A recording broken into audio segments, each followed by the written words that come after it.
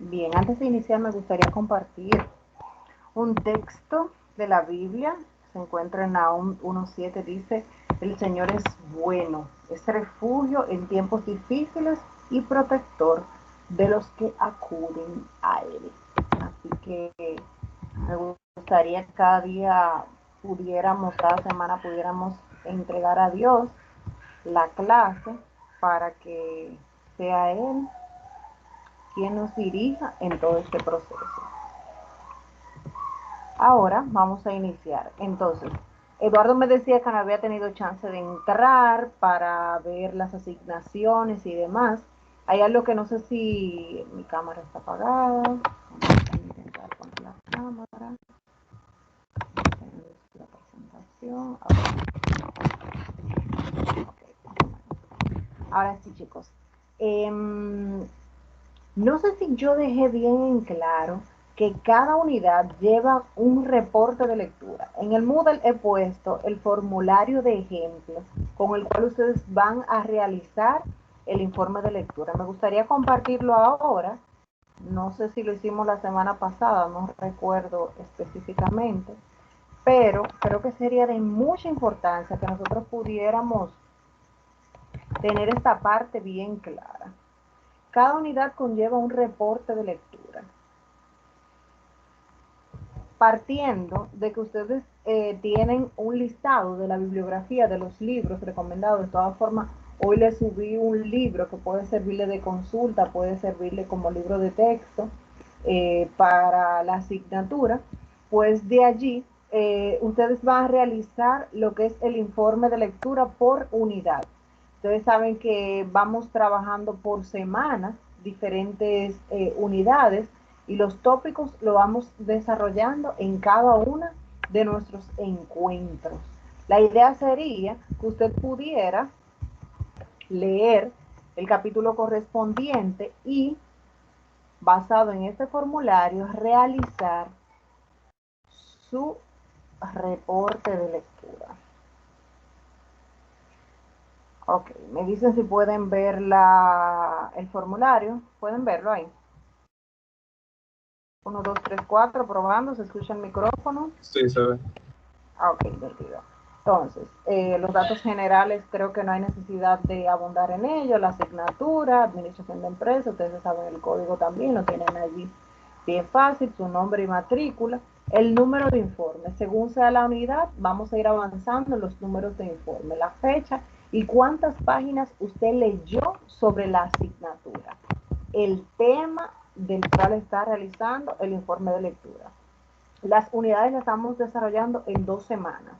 O sea que de esta primera unidad, usted va a leer lo que tratamos la semana pasada, que fueron las generalidades de administración de empresa. Hoy vamos a tratar de la evolución de la teoría de administración y por ende usted va a enriquecerse más sobre el tema. Me encantaría que ustedes cuando lleguemos el martes próximo pudieran tener ya algo leído sobre el tema siguiente, sobre la unidad siguiente, para así poder conversar con base acerca del tema a tratar, así no sea un monólogo, sino que podamos participar todos.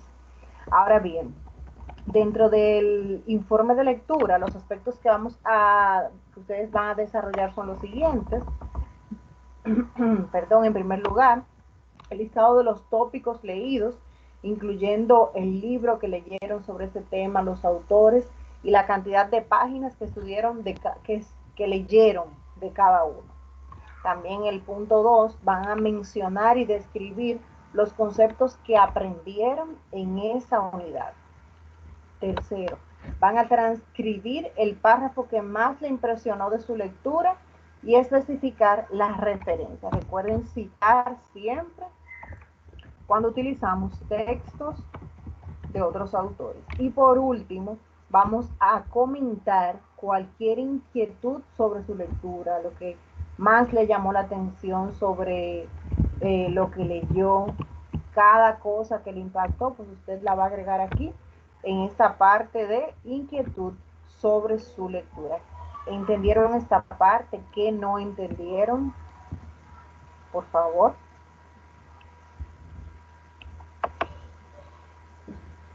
Yo lo entendí. Todos entendieron, entonces, seguimos adelante. Sí, profe. Ok. Pues entonces, pasamos al tema de esta noche.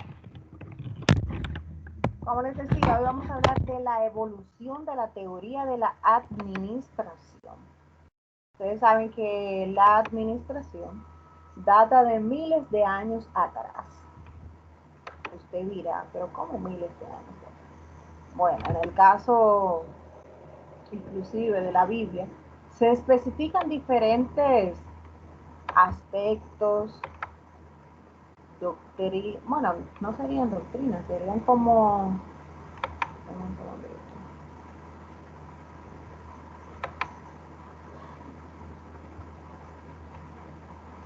¿Ustedes ven la presentación? ¿Se ve desarrollado o se ve pequeño? ¿Cómo la ven? Se ve en toda la pantalla. Se ve en toda la pantalla, gracias. Les decía que la administración data de miles de años atrás, inclusive en los registros bíblicos, en los registros aún de la antigüedad, se muestran ejemplos de principios, de funciones de la administración que fueron aplicados en aquel tiempo. Por ejemplo, en el caso de, voy a dar uno de los tantos, y me gustaría que ustedes anotaran esta asignación por ahí. Me gustaría que ustedes pudieran identificar en la Biblia, yo sé que esta no es una materia de Biblia, pero allí podemos encontrar principios de administración. ¿Cuáles principios de administración o de las funciones de administración podemos identificar en la Biblia? Eso anótenlo por ahí, por favor. Me gustaría que pudieran hacer un pequeño resumen sobre esto. Principios o funciones de administración que podemos encontrar en la Biblia o que se aplicaron en algún momento de la Biblia. En este momento me gustaría mencionarles cuando, por ejemplo, Moisés estaba dirigiendo el pueblo de Israel, dice que era mucho el pueblo para él dirigirlo. Y su suegro fue a visitarlo, Jetro, y entonces él les recomendó que dividiera al pueblo, poniéndole una especie de capataz, de gerente, de gestor, para que pueda dirigir al pueblo por grupos de 50, por grupos de 100 y así sucesivamente. Esto hoy en día vemos en gestión, en la administración, como una de las funciones principales. No sé si ustedes recuerdan de lo que hablábamos la semana pasada, de cómo se distribuye jerárquicamente las funciones del administrador. También hablamos de diferentes cualidades o habilidades que debe tener un gestor, un administrador, y cómo éstas se van dividiendo y utilizando según el nivel jerárquico. Pues hoy hablaremos no solamente de la evolución de la administración, y antes de ello, pues hay algunos aspectos que me gustaría que pudiéramos profundizar y manejar en nuestro diario vivir como gestores. La semana pasada hablábamos de lo que era la eficacia y la eficiencia. Hoy agregamos otros aspectos, como es la productividad y la efectividad. A ver, Eduardo, léame esta parte, por favor. Okay. Productividad, eficacia, efectividad y eficiencia. Otra forma de ver la meta de los gerentes es que deben elevar la productividad. Después de la Segunda Guerra Mundial, Estados Unidos se convirtió en el líder mundial en productividad, pero a finales del decenio de 1960, el crecimiento de su productividad empezó a desacelerarse. Hoy la urgente necesidad de mejoras en la productividad es reconocida en todo el mundo por gobiernos, industrias y universidades. A menudo se voltea hacia Japón para encontrar respuestas a estos problemas de productividad, pero se tiende a ignorar la importancia de desarrollar actividades gerenciales y no gerenciales básicas. ¿Cuáles serían estas actividades básicas de la gerencia, de la gestión, de la administración que son necesarias para lograr una productividad? Sería la eficacia, la eficiencia y la efectividad. ¿Ustedes recuerdan, alguno de ustedes recuerda qué es la eficiencia? A ver, lo hablamos la semana pasada y ustedes los tres estuvieron presentes, ¿verdad que sí? Vamos a ver, eficiencia, eficacia. ¿Recuerdan estos conceptos? Yo sé que no lo trabajamos tan a fondo, pero sí lo mencionamos. Usted en palabras llanas dijo que la eficiencia era como hacerlo bien y la eficacia era hacerlo en poco tiempo, o sea, en tiempo limitado. Con menos recursos, exactamente. Excelente, Eduardo. Para lograr la productividad en las compañías, sin importar el grado de la compañía, ya sea mediana empresa, pequeña empresa, o sea, una multinacional, se necesita, cada una de estas compañías necesitan tener un valor agregado. Esto se logra a través de operaciones productivas. Ahora bien, ¿cómo nosotros pudiéramos darnos cuenta de cómo se lograría una productividad? Aquí vemos una fórmula donde vemos que la producción dentro de un periodo, considerando la calidad del producto, ojo, es bueno entender que la productividad siempre debe de estar amarrada a la calidad. Ya sea que usted lo que haga es vender software de TI, software de sistemas de información, ya sea lo que usted haga sea que usted tenga una compañía de trabajar reparaciones de hardware, ya sea lo que se dedique su empresa, siempre la calidad debe estar amarrada a la producción y el periodo, podríamos decir, el prometido, el adecuado, pues también debe de estar asociado esto. Y de allí viene entonces lo que se diría estos conceptos, la producción dentro de un periodo y la consideración de la calidad sobre los insumos utilizados para lograr ese producto. Entonces diríamos que al aumentar la producción con los mismos insumos, entonces pudiéramos mejorar la productividad. Al reducir los insumos manteniendo la misma producción, pues también se mejoraría la productividad. Y tercero, al aumentar la producción y reducir los insumos para cambiar el cociente favorablemente, entonces también tendríamos una mejora en la productividad. En palabras llanas, diríamos que si nosotros, ¿cómo te digo? La eficacia al nosotros tener una producción con los mismos insumos de mayor cantidad de productos. Es decir, cuando yo con el mismo personal de desarrollo puedo no solamente desarrollar la aplicación, puedo dar el soporte al usuario, puedo también desarrollar otra aplicación extra, pues entonces yo estaría aumentando la producción con la misma materia prima, que en mi caso, si yo tengo una empresa de gestora o que realiza software de sistemas de información, pues entonces simplemente yo estaría teniendo una mayor productividad con los mismos insumos o con la misma materia. Y básicamente esta es la fórmula de la productividad.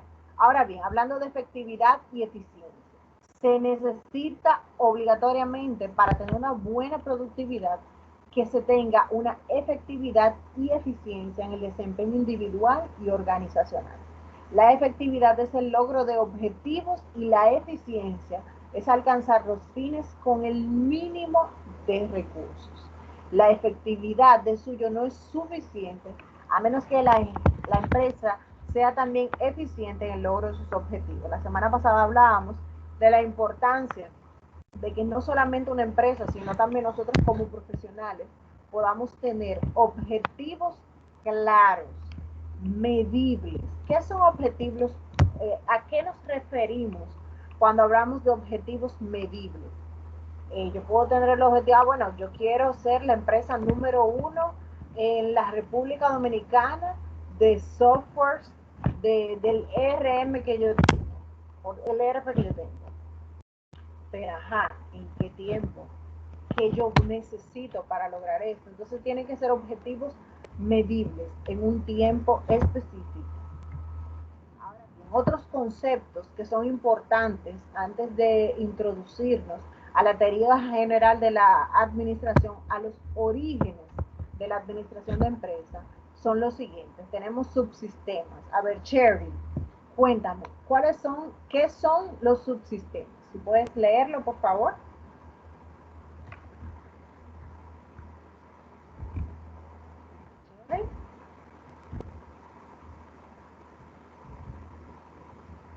Cherry, ¿estás ahí?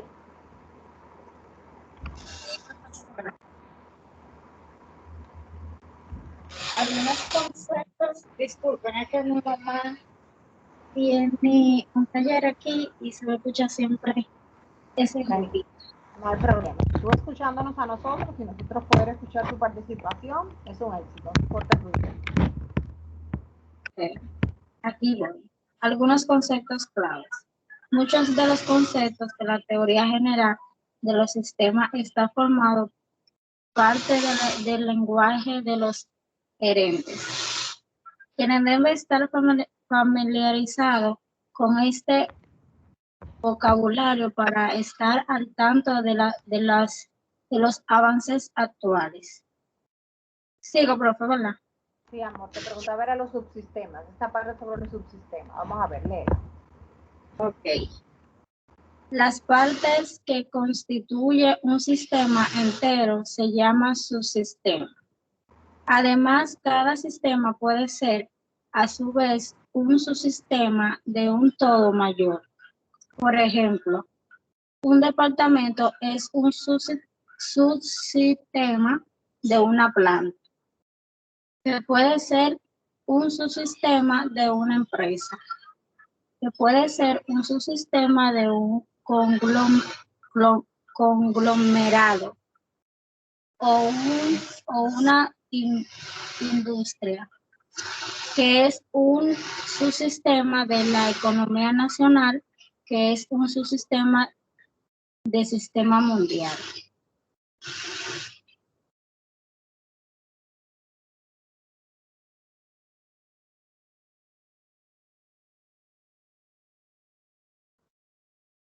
Profe.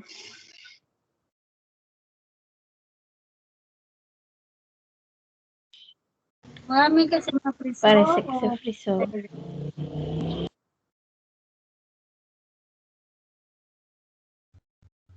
Sí, fue la profe que se frizó.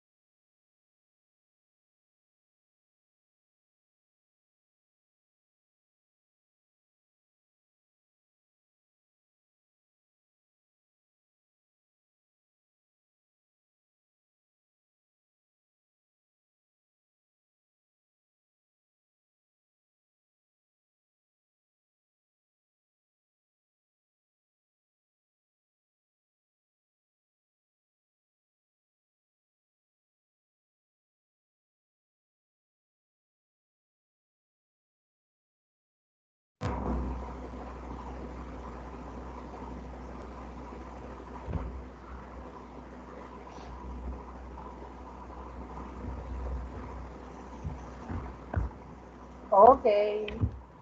Disculpen la interrupción. Es que aquí hay un aguacerazo y entonces parece que cayó no sé si fue con el relámpago o qué se fue la luz. ¿Me escuchan? Sí, profesora. Dame un segundito para volver a proyectar.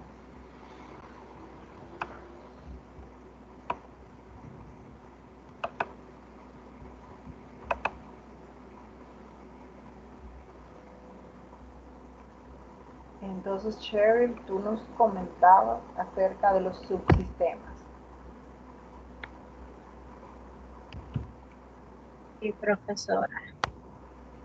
Decíamos que, por ejemplo, un departamento es un subsistema de una planta que puede ser un subsistema de una empresa. A su vez, puede ser un subsistema de un conglomerado o de una industria, que a su vez puede ser el subsistema de la economía nacional Es decir, que cada una va, podríamos decir, tener una subcategoría. Esto se llama subsistema. Esta economía nacional o la economía nacional nuestra viene siendo parte del subsistema del sistema mundial de la economía. Ahora hay otros conceptos que me gustaría que también ustedes pudieran manejar y tenerlos en cuenta.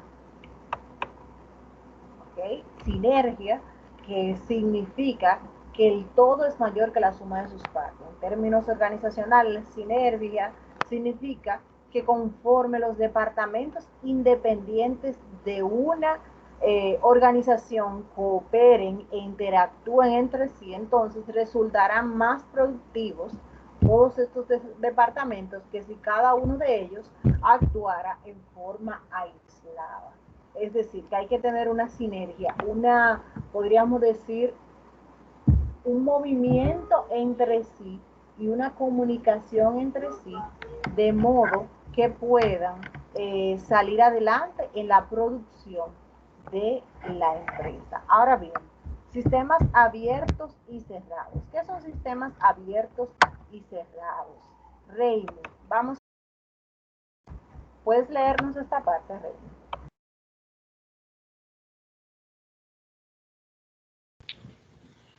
Ok, sistemas abiertos y cerrados. Se dice que un sistema es un sistema abierto. Se dice que un sistema es un sistema abierto si interactúa con su ambiente. Se dice que es un sistema cerrado si no lo hace. Todas las organizaciones interactúan con su ambiente, pero lo hace en diferente medida.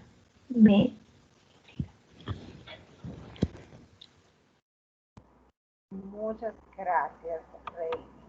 Entonces, sistemas abiertos y cerrados. ¿Qué entendemos entonces por sistema abierto y cerrado, Reina?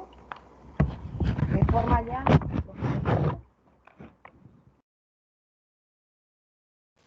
Es cuando se interactúa desde su terreno, desde su ambiente. Excelente. Entonces, sería abierto cuando interactúa con su ambiente alrededor. Y es cerrado si no lo hace, si solamente se mantiene internamente en la empresa. Ahora bien, un aspecto importante es que todas las empresas tienen algún tipo de interacción con su ambiente. Lo que pasa es que algunas lo hacen en mayor magnitud que en otras. Ahora bien, el límite del sistema. Cada sistema tiene un límite que lo separa de su ambiente. En un sistema cerrado, el límite del sistema es rígido y en el abierto es más flexible. En años recientes, los límites de los sistemas de muchas organizaciones han ido adquiriendo flexibilidad y obviamente esto debe de estar asociado a lo que es la globalización y por ende a la expansión de las tecnologías que todos hemos evidenciado, teniendo en cuenta que ya hoy en día podríamos decir que una empresa inmediatamente inicia, podríamos decir, en las redes sociales, empieza a proyectarse allí, pues entonces ya por decir un ejemplo, un mal servicio, un disgusto, una insatisfacción de un usuario, llega mucho más lejos que en años anteriores. Y de allí es la importancia de que el sistema de gestión de una empresa pues te va a delimitar cómo sería, si es flexible, si es abierto, si tendrá un sistema abierto, si tendrá un sistema cerrado, pues allí sería la importancia de estos conceptos. Otro concepto que debe tener en cuenta un gestor, un administrador, es que el flujo, un sistema tiene flujos de información, ya sea de materiales y energía, e incluso de lo que es el factor humano. Estos flujos del ambiente entran en el sistema en forma de insumos, por ejemplo, de materias primas, pasan por procesos de transformación en el sistema, es decir, cuando en las operaciones se modifican y salen del sistema en forma de productos, bienes y servicios. ¿Alguno de ustedes ha trabajado alguna vez en una zona franca o ha presenciado el sistema de producción de una zona franca o de cualquier otra industria? ¿Sí o no? ¿Están aquí?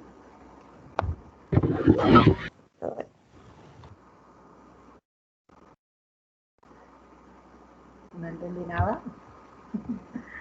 No sé cuántos han participado en una línea de producción, han evidenciado en videos o algo así, una línea de producción, de cómo la materia inicia, podríamos decir, totalmente diferente y cómo va teniendo esa transformación mediante la operatividad y al final sale un producto, ya sea que la empresa se dedica a la producción, como bien digo, pero también esto es aplicable a bienes y servicios. Yo les pregunto, ¿cuál sería el flujo o el sistema? ¿Qué flujo tendría un sistema de una empresa que se dedique a servicios? Por ejemplo, no recuerdo cuál de ustedes era que decía la semana pasada, que le encantaría pues tener su propia empresa de servicios informáticos. ¿Cuál sería el flujo de una empresa o la operatividad de una empresa que se dedica a servicios de informática? ¿Quién me dice?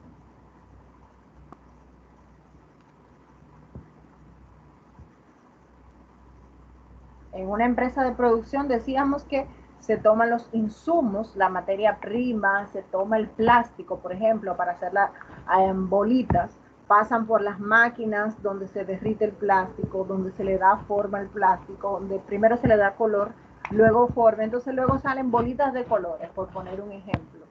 Y ya ese es el producto final. Pero en una empresa de servicios, lo que nos compete, lo que ustedes estudian, servicios de informática, de software, ¿cómo nosotros, cuál sería el flujo de una empresa de servicios? La operatividad, ¿cómo sería ese flujo? ¿Dónde iniciaría? ¿Qué sucede luego? Y al final, ¿cuál sería ese último producto o el servicio? Vamos a ver. ¿Quién me ayuda en esto?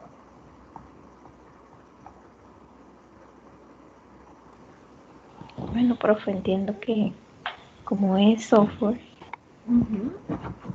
nosotros necesitamos tratar con el cliente de qué necesita. Luego nosotros nos dedicamos a crear inventar la necesidad del cliente y luego una vez elaborado le ofrecemos lo que solicitó el cliente y si da el visto bueno, entiendo que sería como el flujo. Ok. Ese ejemplo daría que tengo un negocio y necesite una página web. Exacto. Primero el cliente te dice la necesidad que tiene o la solicitud. Mira, yo quiero la página web que sea para mi negocio de X o Y. Entonces tú ya después, basado en eso, entonces tú realizas la página web o el software según el requerimiento del cliente y después de esto, como dices, pasa a prueba y luego se entrega en marcha y este sería el servicio, este sería el flujo de una empresa de servicios informáticos. Ahora bien, la retroalimentación es un término que conocemos muy popularmente, es la clave para el control del sistema. Recuerden, no sé cuántos recuerdan los pilares o las funciones de la administración de empresa y una de las más importantes es el control y para esto es necesario este término, este concepto es importante para todo gestor, para todo administrador y es la retroalimentación. Si nosotros no validamos, como decía Cherry ahora mismo, Cherry sí fue que lo dijo, cuando ya yo le entrego al cliente y él me dice si realmente cumplí las expectativas o si realmente para lo que fue creado ese software cumple con el objetivo, entonces estamos retroalimentando y entonces pudiéramos entender cuál sería el control de nuestra gestión. Conforme avanzan las operaciones del sistema administrativo, se le va entregando información a las personas indicadas, quizás a una computadora con objeto de valor el trabajo y en su caso corregirlo. Otro concepto que es importante es el enfoque de contingencias. En ocasiones también es llamado enfoque situacional. El enfoque de contingencias fue concebido por gerentes, asesores e investigadores que trataron de aplicar los conceptos de las escuelas más importantes a las situaciones reales que vivían. Cuando métodos que eran muy eficaces para una situación no funcionaban en otras, buscaban una explicación. No sé cuántos han trabajado en planes de contingencia. Los planes de contingencia, básicamente, lo que se trabaja, el enfoque de contingencia, simplemente lo que trabaja es en un enfoque, o podríamos decir, ¿qué yo haría, perdón, ante diferentes situaciones, en diferentes escenarios? Si, por ejemplo, en la institución donde trabajo se presenta un corte de energía eléctrica, ¿cómo yo pudiera mantener arriba los sistemas de información? ¿Cómo pudiera mantener arriba la energía eléctrica para los equipos necesarios para seguir dando el servicio? Entonces, allí se toma un plan de contingencia de qué debe hacer cada persona según su función, qué medidas debe tomar para que pueda seguir funcionando en diferentes situaciones. En este año pasado, yo creo que nosotros hemos vivido la situación que nuestra generación completa no había vivido, y es el tema de la pandemia. Todos nosotros sabemos que esto es algo para lo cual no estábamos preparados. Personalmente, yo no sé cuándo, qué ustedes sintieron que iba a durar esta cuarentena o este proceso de pandemia, porque yo ilusamente pensaba que con algunos meses de cuarentena ya esto iba a funcionar, pero ya vamos por un año y tanto y aún no se concluye este proceso. Así que en estos momentos, en estas situaciones como la que se ha presentado, se debe tener un plan o un enfoque de contingencia para tomar las medidas para que pueda seguir fluyendo toda la gestión de la institución que estamos trabajando. Ahora sí, vamos de lleno a lo que es el surgimiento del pensamiento administrativo. Aquí tenemos un recuadro que fue tomado del libro Administración. Fue el libro que les subí a la plataforma de Moodle, que es Administración, un enfoque empresarial. Allí nos muestra diferentes perspectivas de los autores y los años de obras importantes que ellos escribieron acerca del origen del pensamiento administrativo. Sobre esta parte, yo les he solicitado que ustedes puedan realizar un marco conceptual acerca de esto, acerca de el origen de la administración. Hay diferentes teorías, hay diferentes, también le llaman escuelas de administración, hay diferentes influencias en la administración, que sería bueno que usted pueda conocerlas, pueda manejarlas. Y para esto les estoy solicitando, ya puse la asignación en Moodle, acerca de este marco conceptual que ustedes puedan realizar acerca de los orígenes de la administración. Vamos a iniciar, vamos a ver si podemos entre todos repasar esta parte. Por ejemplo, Frederick Taylor es uno de los principales, podríamos decir, de los que tuvieron más influencia en la teoría de la administración, específicamente en su ley sobre la administración científica. Escribió muchas publicaciones, dentro de las cuales mencionamos 3 de ellas acá, y es reconocido como el padre de la administración científica. Su principal preocupación fue de elevar la productividad mediante mayor eficiencia en la producción y mejor pago para los trabajadores al aplicar el método científico. Sus principios destacan la utilización de la ciencia, la creación de armonía y la cooperación de grupo, el logro de una producción óptima y el desarrollo de los trabajadores. Ahora bien, ¿qué estableció Henry Raimi? ¿Puede leernos esta parte?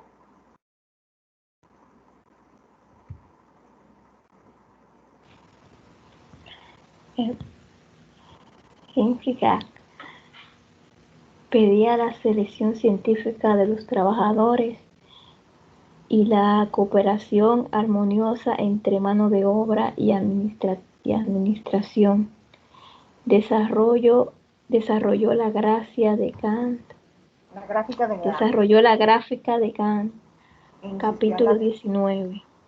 Lo vamos a ver más Insistió adelante. en la necesidad de la capacitación. Muchas gracias. Sherry, por favor, vamos a ver cuáles aportes fueron de Frank y Lillian Gilbert.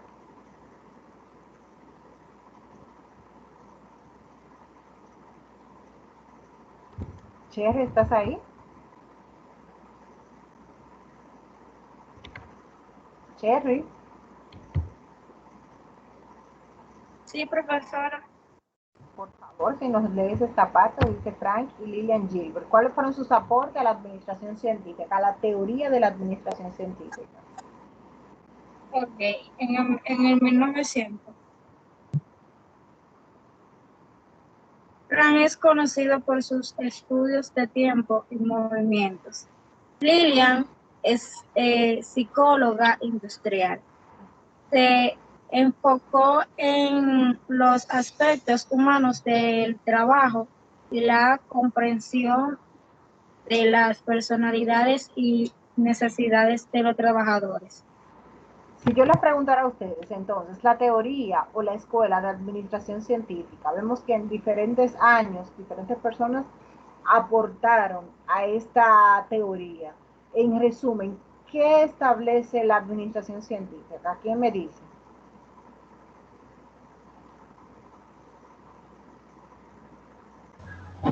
Según las teorías de los tres, ellos se basan más en el trato de los trabajadores, o sea, cómo se debería tratar y cómo se debe tratar la mano de obra. Muy bien, incluyendo la producción, la productividad. Vamos entonces a pasar a la siguiente escuela. Bueno, me faltó la de Fayol. Fayol es otro de los principales, de los que más influenció en la teoría de la administración operacional moderna. Esta es la otra escuela. Podríamos decir que le hace contraposición a Taylor, que era el otro padre de la teoría de la administración científica. Ahora vamos con la administración operacional moderna. Es conocido como el padre de la teoría de la administración moderna y dividió las actividades industriales en 6 grupos. Presten atención. El grupo técnico, comercial, financiero, grupo de seguridad, grupo contable y gerencial. Dice que reconoció la necesidad de enseñar administración. Formuló 14 principios de la administración como autoridad y responsabilidad, unidad de mando, cadena de escala y script de corporación. Ahora bien, esta es la teoría de administración. Esta podríamos decir que básicamente es mucho más avanzada e incluye mucho más principios que la teoría de la administración científica. Pero esto no se queda aquí. También tenemos la teoría o la escuela de ciencias del comportamiento. Si bien la administración científica habla acerca de la productividad teniendo en cuenta el pago de mayores salarios a los empleados, disculpen, y también se le fue agregando lo que es la psicología industrial, el tomar en cuenta las emociones de los empleados, etcétera, etcétera. La ciencia del comportamiento utiliza aún más lo que es la psicología industrial. Por ejemplo, vemos aquí el caso de Hugo Monstever, aplicó lo que es la psicología a la industria y la administración, que de ahí es donde hoy en día conocemos la psicología industrial. Walter Scott también aplicó la psicología a la publicidad, el marketing y el personal. No sé si ya ustedes dieron ya marketing, dieron esa materia ya, todavía. Creo que no nos toca eso. No les toca marketing. Ah, yo pensaba que estaba incluido en el pensum de ustedes. Pero bueno. O sea, no lo he chequeado bien, pero creo que no nos toca. Ok, denme un segundito para ponerle el cargador a la máquina.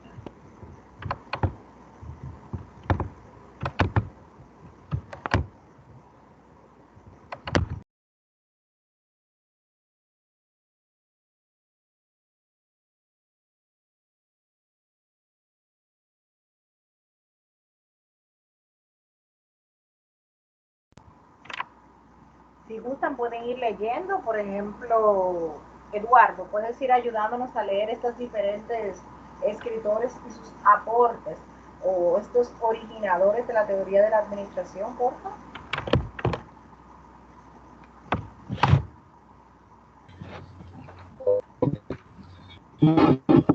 Hugo Munsterberg, 1912.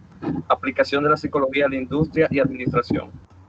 Walter D. Scott, 1910-1911. Aplicación de la psicología a la publicidad, el marketing y el personal.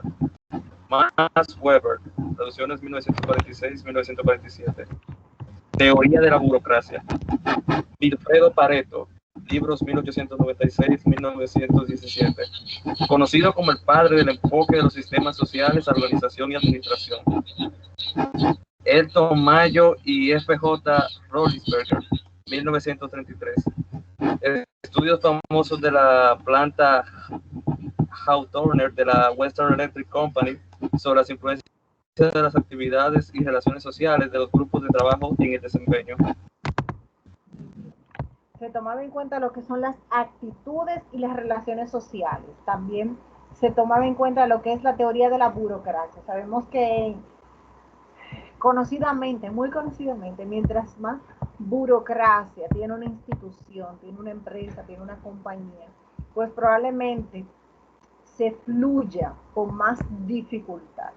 También es conocida dentro de esta ciencia del comportamiento, se estudió lo que es el enfoque en lo que es los sistemas sociales, es decir, cómo nosotros pudiéramos tener dentro de la gestión administrativa un enfoque más sociable con el personal, independientemente del nivel jerárquico al que pertenece.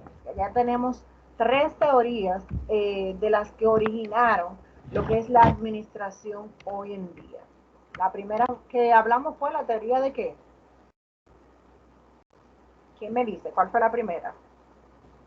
Que Taylor fue el padre de esta ciencia, ya dije la, que fue el padre de esta teoría. ¿Cuál fue la primera que hablamos?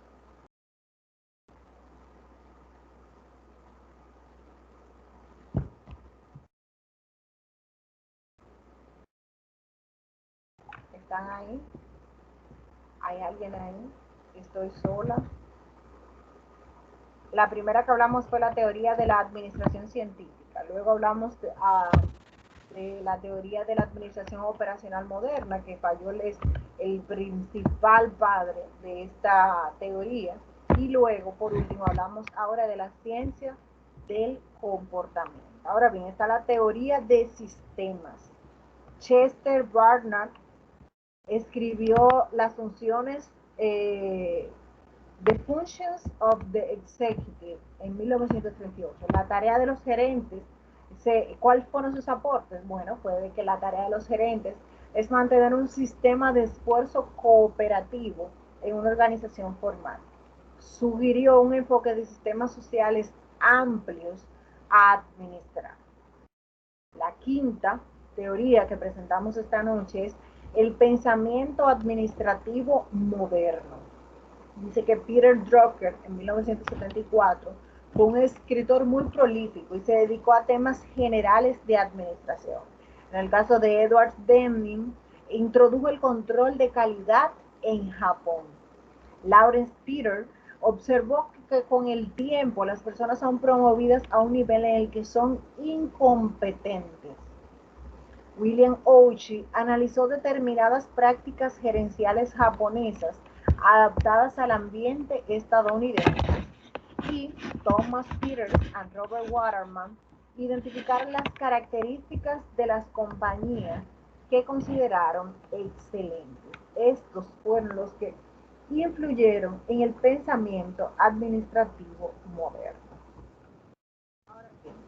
Hay diferentes, podríamos decir, sucesos o algunas fechas en las que se realizaron, podríamos decir, diferentes innovaciones administrativas que dan origen a lo que es la administración moderna de hoy en día. Me gustaría que pudiéramos leerlo y prestar atención, pues muchos de estos acontecimientos, probablemente usted lo haya visto en algún documental, pero no se ha dado cuenta de la influencia que esto ha tenido en la gestión actual. Dentro de las fechas y de los acontecimientos de las innovaciones administrativas, tenemos que en 1910 Henry Ford, con el modelo T, utilizó el sistema de producción en serie para aumentar la producción. Recuerden que el sistema de producción en serie, yo creo que los varones saben más de esto que nosotras las damas, de cómo se va creando, se va ensamblando para lograr lo que es, podríamos decir, un vehículo. Y la primera vez que se utilizó este modelo en T para ensamblaje y aumentar la producción de vehículos se inició en 1910. En 1920, Alfred Sloan de General Motors estableció el escenario de la organización moderna al utilizar la estructura organizacional divisional que permite a las divisiones operar como compañías individuales. En 1931, Procter y Gamble introdujo la administración por marcas para sus jabones, de manera que cada gerente era responsable del éxito o fracaso de su marca. Hoy en día, este tipo de producción, este tipo de administración, en este caso, ellos lo iniciaron por marcas para sus jabones. Esta forma es utilizada. Por ejemplo, hay multinacionales que tienen diferentes productos y por el tipo de producto manejan producciones distintas, líneas de producción distintas, gerentes distintos y por ende también se calcula lo que es los resultados económicos de forma individual según cada producto. Es decir, que cada producto se trabajaría en, podríamos decir que la parte administrativa directa no, pero sí la parte gestora y de productor como pequeñas células, como pequeñas empresas separadas y unidas entre sí de forma organizacional. Esto se inició desde 1931 y ya hoy en día está muchísimo más desarrollada y aún se mantiene esta metodología en algunas multinacionales. En 1943, la organización Skunk Works Lockheed construir un nuevo avión de combate en muy poco tiempo al emplear pequeños grupos a los que la compañía matriz interrumpía muy pocas veces. En el decenio de 1950, Toyota innovó las formas de mejorar la eficiencia, reduciendo al mínimo la rotación de empleados. ¿Por qué es importante esta parte? Reducir la rotación de empleados. Raimi o Cherry, usted me diría, Cherry, por favor, ¿por qué es importante reducir la rotación de empleados? ¿Qué usted entiende de qué es la importancia de reducir la rotación de empleados?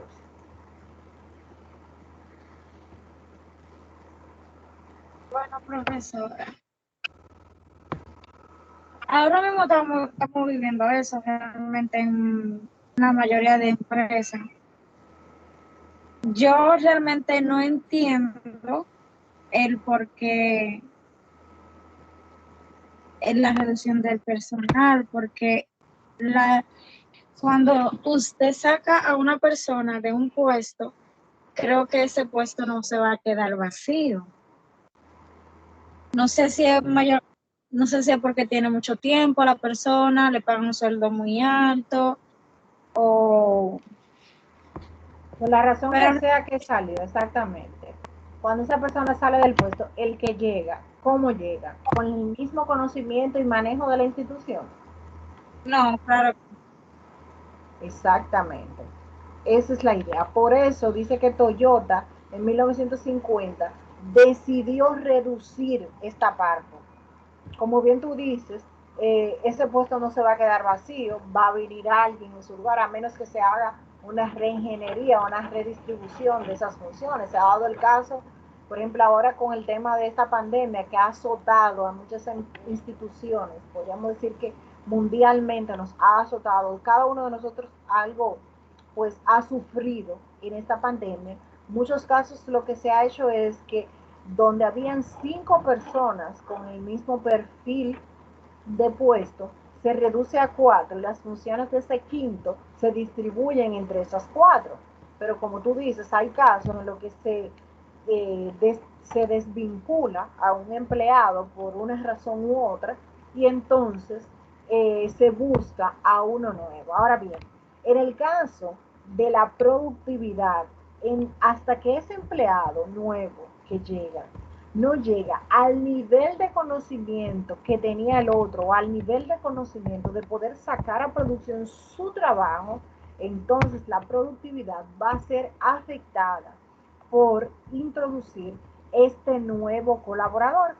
Entonces, por esto es que las grandes compañías tratan de reducir la rotación de empleados. ¿Cómo lo logran? Bueno, por diferentes programas, ya sea de fidelización de los empleados, por los beneficios, por el ambiente laboral.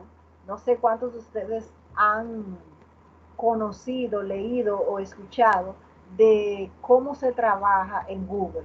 ¿Cuántos saben de cómo se trabaja en Google? Del ambiente, del clima laboral en Google. Yo sé que esa no es nuestra clase del clima laboral, que hablaremos de eso un poquito más adelante, pero no sé, quisiera saber si alguno de ustedes ha leído o escuchado sobre el clima laboral en Google.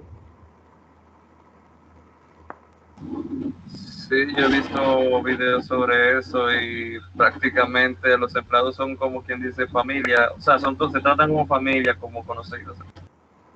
Exactamente, y no solamente eso, sino que por ejemplo si usted siente que tiene que dormir, que usted sabe que a veces después que uno almuerza tiene como ese deseo de echar su pavita en crudo dominicano, ¿verdad? De hacer una siesta, pues tienen ese espacio para ellos hacer una siesta, tienen un espacio para recrearse. ¿Por qué? Porque ellos entienden que sus empleados deben de sentirse cómodos y al punto de que si un empleado está cansado, no va a poder dar la productividad que ellos necesitan. Pero bueno, volvamos al tema en cuestión. En 1950 decíamos que Toyota innovó con las formas de mejorar la eficiencia, reduciendo al mínimo la rotación de empleados, lo que en 1961 condujo al concepto de control de calidad. Al tener una menor fluctuación, una menor rotación de empleados, entonces los empleados tenían una mayor productividad y se pudo entonces iniciar lo que es el control de calidad, evaluar la calidad de la productividad de los empleados. A ver, ahora sí.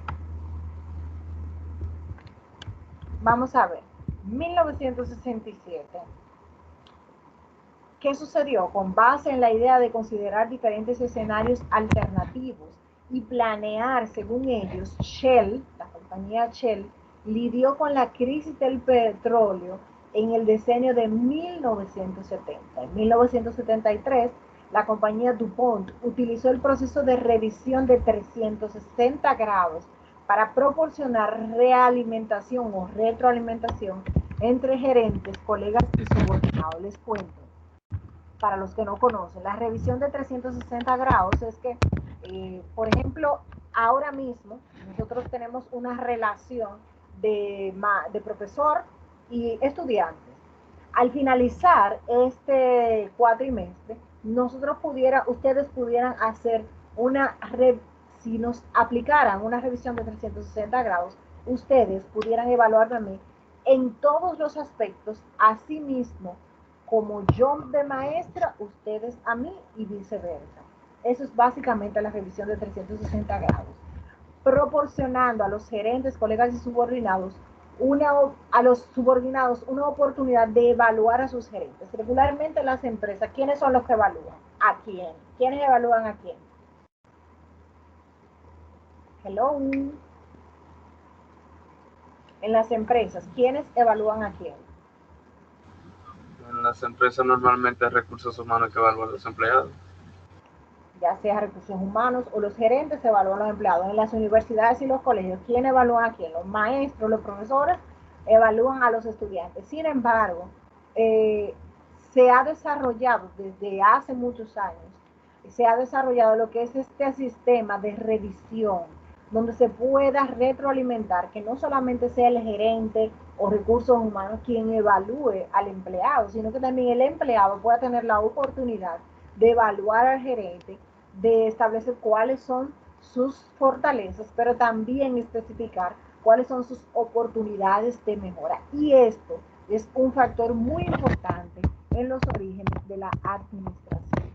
En 1987, Motorola utilizó el proceso de 6 Sigma para mejorar la eficiencia y reducir los defectos. General Electric fue una de las primeras en adoptarlo.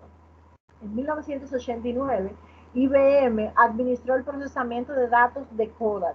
Durante el decenio de 1990, el enfoque se utilizó para trasladar el trabajo a otros países. En 1990, la reingeniería supuso replantear radicalmente la forma de pensar los procesos organizacionales, algo que pudo generar despidos, aunque Michael Hammer, quien popularizó el enfoque, considera que este no era el principal propósito de la reingeniería. En el decenio del 2000, las compañías trabajan con otras empresas y clientes para llegar a ideas nuevas e innovadoras. Procter & Gamble, por ejemplo, esperaba que la mitad de sus innovaciones llegara del exterior.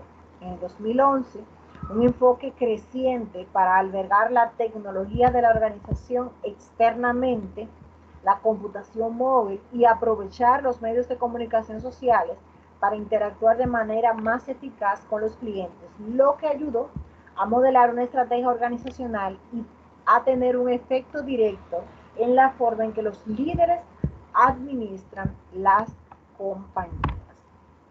Sabemos que la tecnología de la información es uno de los, podríamos decir, de las ramas que hoy en día ha tenido mayor crecimiento y por ende todas todas las ciencias han tomado de ella para poder crecer y seguir avanzando. Y la administración es una de estas que ha utilizado la tecnología para aumentar en la gestión organizacional y estableciendo mejores estrategias organizacionales. A modo de conclusión, pudiéramos decir que en la historia de la humanidad siempre existió alguna forma, simple o compleja, de administrar las organizaciones. El desarrollo de las ideas y teorías acerca de la administración fue muy lento hasta el siglo XIX, pero se aceleró a comienzos del siglo XX. Es notable la influencia de filósofos como Sócrates, Platón y Aristóteles en los conceptos de la administración en la antigüedad. Con el surgimiento de la filosofía moderna, se destacan Bacon y Descartes. La organización eclesiástica de la Iglesia Católica influyó profundamente en el pensamiento administrativo, pero no solamente ellos, sino también la organización militar influyó en la administración al contribuir con algunos principios que la teoría clásica asimilaría e incorporaría más adelante. No sé cuántos saben lo que es la distribución jerárquica de las organizaciones militares, como uno tiene por debajo otros militares, valga la redundancia, y allí uno va teniendo dependencia de otros. Este tipo de organización militar ha influido también en lo que es la teoría de la administración de empresas. Otra influencia es la revolución industrial. Mami, ¿está en una clase? ¿Permisito? Gracias, yo la como ahorita. Disculpen, chicos. La revolución industrial produjo los contextos de industrial, tecnológico, social, político y económico que permitieron el surgimiento de teoría administrativa. los economistas liberales como Adam Smith fueron importantes para la aparición de algunos principios de administración que tendrían aceptación posteriormente. Las ideas, por ejemplo, de Marx y Engels ayudaron al surgimiento del socialismo y del sindicalismo. La influencia de los pioneros y los empresarios fue fundamental para la creación de las condiciones básicas para el surgimiento de la teoría administrativa. Ahora bien, yo quisiera que pudiéramos trabajar un pequeño caso de estudio. Son pocas preguntas, creo que son como 5 preguntitas, que está basado en las compañías más admiradas del mundo. No sé cuántos de ustedes conocen la revista Fortune, o Fortune, ¿verdad? Ustedes me corrigen la pronunciación. Dice que esta revista elabora una lista de las empresas más admiradas del mundo. Son empresas de clase mundial y ellas, podríamos decir, que son las estrellas del universo de negocios. Dentro de estas empresas, ellos seleccionan basado en 9 criterios. Vamos a prestar atención. Calidad general de la administración. Presten atención que ustedes mismos son los que van a contestar acerca de este caso al respecto de lo que hemos conversado hoy. ¿Cuáles son los 9 aspectos de esas empresas que son las mejores empresas o las más admiradas en el mundo? Número 1, la calidad general de la administración, calidad de los productos y servicios, creatividad e innovación, valor como inversión a largo plazo, fuerza financiera, responsabilidad social frente a la comunidad y el ambiente, uso amplio de los activos corporativos, capacidad de atraer y mantener personas talentosas. Y por último, el papel eficaz en la globalización de los negocios. Ahora vienen las preguntas. Pregunta. ¿Quién me lee esta parte, por favor?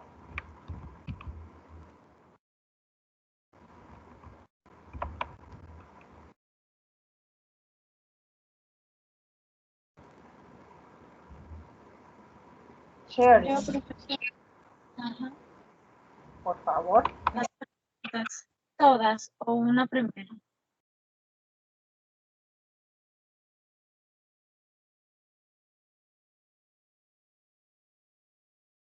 ¿Por, por qué razones algunas empresas son administradas mientras otras son odiadas? Sigo. Sí, mi querida, yo pensé que tú me estabas escuchando, tenía el micrófono cerrado, discúlpame. Léelas todas, ustedes les voy a dar 5 minutos para que las analicen según lo que les leí anteriormente acerca de los 9 aspectos que se toman en cuenta para esas empresas más admiradas en el mundo. Ustedes van a prestar atención a las preguntas, tomen 5 minutitos para contestarlas y luego las socializamos. ¿De acuerdo? Léelas todas, por favor, chévere. ¿Por qué las empresas más admiradas son un excelente lugar para trabajar? ¿Son las empresas más admiradas necesariamente las mejores? Explique la respuesta. Si usted fuera un dirigente, ¿qué haría para incrementar la admiración hacia su empresa?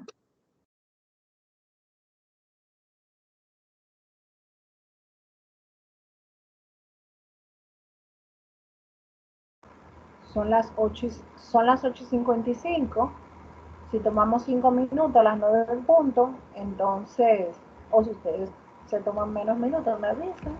Entonces socializamos estas 5 preguntitas. Por favor, trabajen en ello. Les voy a dejar aquí. ¿Quieren que le ponga otra vez los 9 aspectos que toman en cuenta para las empresas o lo dejo ahí en las preguntas?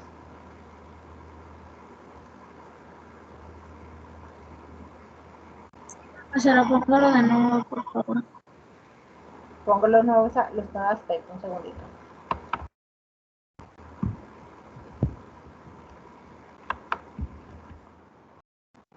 Ahí lo tienen. Me avisan para pasarle la hora.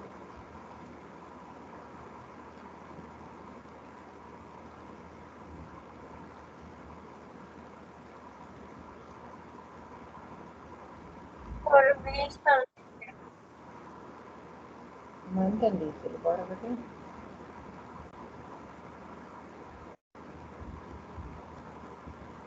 Por mí está bien. Los otros compañeros no lo sé decir. Ah, ok, aquí están las preguntas.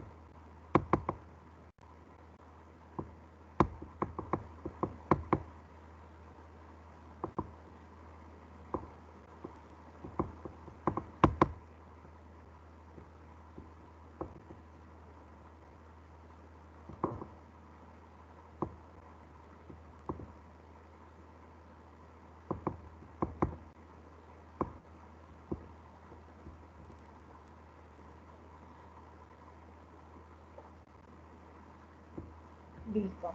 5 minutos, chicos. ¿Están listos? ¿Necesitan más tiempo para realizar las preguntas?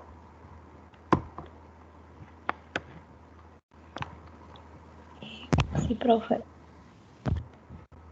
Listo, pues entonces iniciamos. ¿Por qué razones algunas empresas son admiradas mientras otras son odiadas? ¿Quién quiere contestar esta? Bueno, profe, yo pienso que la trata del cliente y Trato. tener una buena comunicación con los empleados y la comunidad donde se encuentra también, porque eso es muy importante. Muy bien. Eso me hace trasladarme al sitio AINA esa ubicación es muy productiva, pero cuando vamos a las noticias, los moradores de ese lugar se quejan mucho por la contaminación y eso. Entonces también debe haber armonía y escuchar a esa persona, pienso. Excelente, Raimi, muchísimas gracias por tu participación. La siguiente dice, ¿por qué las empresas más admiradas son un excelente lugar para trabajar? El aspecto que acaba de decir Raimi, básicamente Raimi, ¿por qué son admiradas mientras otras son odiadas? Está excelente, o sea, como el trato al personal, al cliente y al ambiente en el cual está desempeñándose, donde está situada también. Ahora bien, ¿por qué las empresas más admiradas son un excelente lugar para trabajar? ¿Quién me dice?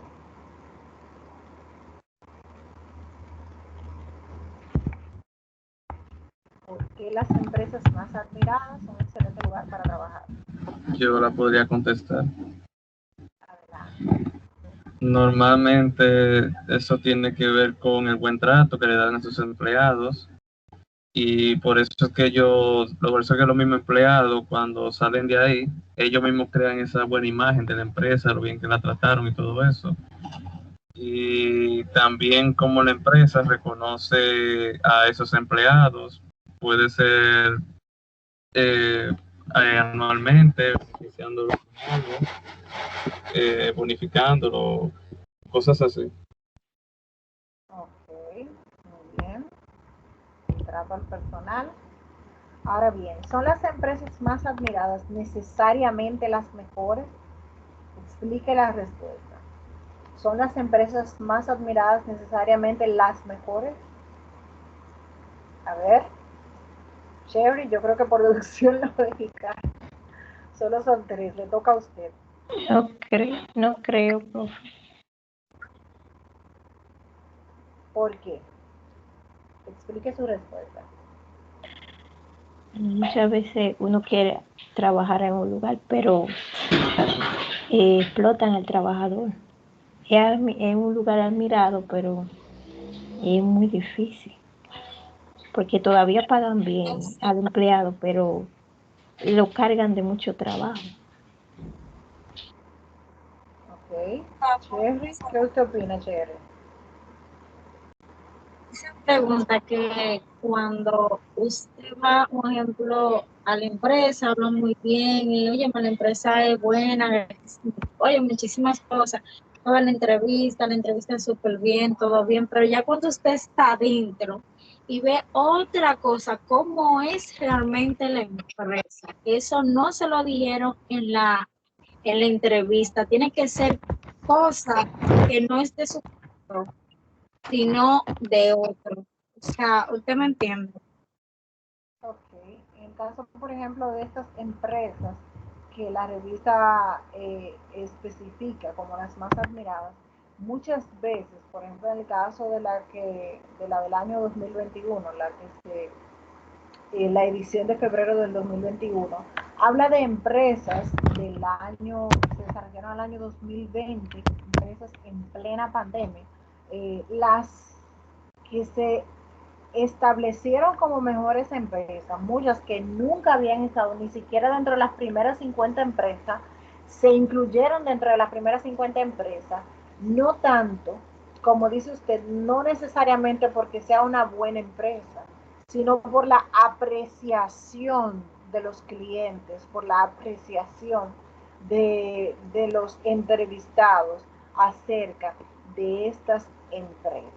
Ahora bien, esta pregunta me gustaría que los tres, por favor, me la contestaran. Si usted fuera un dirigente, ¿qué haría para incrementar la admiración hacia su empresa? Póngase en el lugar de la empresa que usted le gustaría tener, del negocio que usted le gustaría tener.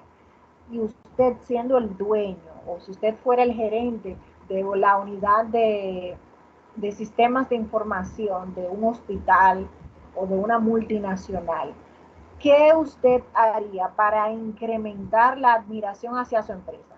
Imagínese como el administrador de una empresa o el dueño de una empresa. ¿Qué usted haría para incrementar la admiración hacia su empresa?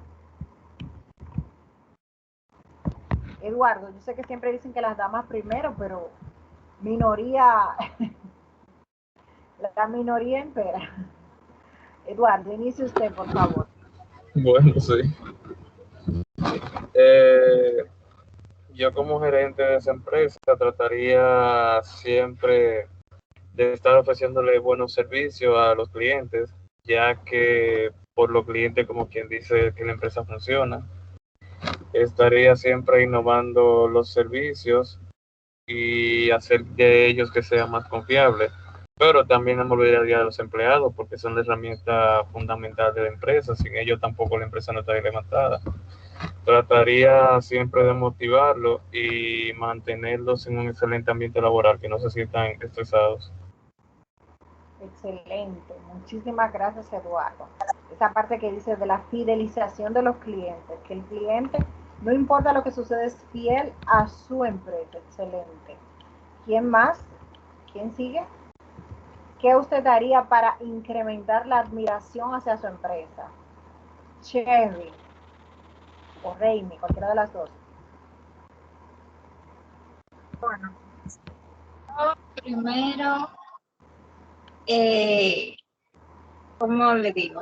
Trataría de ver, o sea, trataría de ayudar a mis empleados. En el caso, cuando uno es gerente o de una empresa, ya usted tiene el conocimiento de muchísimas áreas, de cómo puede tratar al socio, al cliente, de cómo, de cómo su empleado, un ejemplo, una persona nueva, usted se le acerca, o sea, trabajar en equipo. Eso es lo primero, para que los clientes, cuando el cliente vaya, el gerente ya sabe cómo va a tratar esa persona al cliente. O sea, porque él mismo construyó eso para que, o sea, ¿cómo le digo? Para que ese conocimiento se vaya en, ¿cómo le digo? Es algo como en equipo. Primero, trabajar en equipo, que eso es lo fundamental de una empresa para poder crecer. Para mí, creo que es llevarse bien con sus compañeros. Para mí, de ahí sale el tratar a las personas bien. Porque ya como tú tratas a tu compañero bien, excelente, así tú le vas a tratar también a los clientes que llegan a la empresa. Excelente, excelente. Raimi, ¿qué usted haría para lograr la admiración de su empresa? Estoy de acuerdo con mis compañeros, 100%, pero y también digo que ser lo más posible, ser lo más honesto con el cliente, no, bueno, ser, no engañarlo al cliente. Si usted le dijo al cliente, mira, esto es así, este producto es así, usted le dice, bueno, el cliente debe irse y comprobar que sí realmente es bueno. Entiendo yo, ser honesto con el cliente, no engañarlo. Porque hay empresas, algunas, que lamentablemente creen que ganan con eso, pero no, pierden. Excelente, la integridad también, ¿verdad, Raimi? Va asociada a esto que usted dice. Y pues yo estoy muy feliz, señores. La clase de hoy me ha encantado la participación de ustedes y las directrices que ustedes como gerentes, como administradores tomarían, me han encantado. Así que hasta aquí hemos llegado a la clase de hoy. No sin antes recordarles que tenemos diferentes asignaciones en Moodle, tenemos algunos foros y demás que me gustaría que ustedes presten atención a los tiempos que tienen de conclusión. Yo los que estaban de la primera semana los abrí por el tema que ya antes habíamos hablado a través del WhatsApp, del tema de que algunos estaban incluidos, etcétera, etcétera. Pero ya yo espero de ustedes que puedan ponerse al día con las diferentes asignaciones y sobre todo también lo que hablábamos al inicio de la clase de hoy, de lo que es el informe de lectura. Cualquier pregunta, cualquier duda, ustedes saben que estoy para servirles. No duden en contactarme, en escribirme, tienen mi número y estamos para servirles. Si hay alguna pregunta sobre la clase de hoy o algún aporte u observación, este es el momento.